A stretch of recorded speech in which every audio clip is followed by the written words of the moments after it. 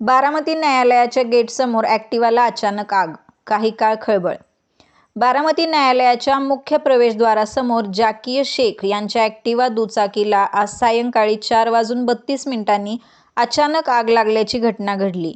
न्यायालयाच्या गेटसमोरच दुचाकीने पेट घेतल्याने परिसरात काही काळ खळबळ उडाली. दुचाकीला अचानक आग लागल्याचे लक्षात येताच उपस्थित नागरिकांमध्ये भीतीचे वातावरण निर्माण झाले. सुदैवाने या घटनेत कोणतीही जीवितहानी झाली नाही. आगीचे नेमके कारण अद्याप स्पष्ट झालेले नसून दुचाकीतील तांत्रिक बिघाडामुळे आग लागली की अन्य कोणत्या कारणामुळे याबाबत माहिती घेतली जात आहे.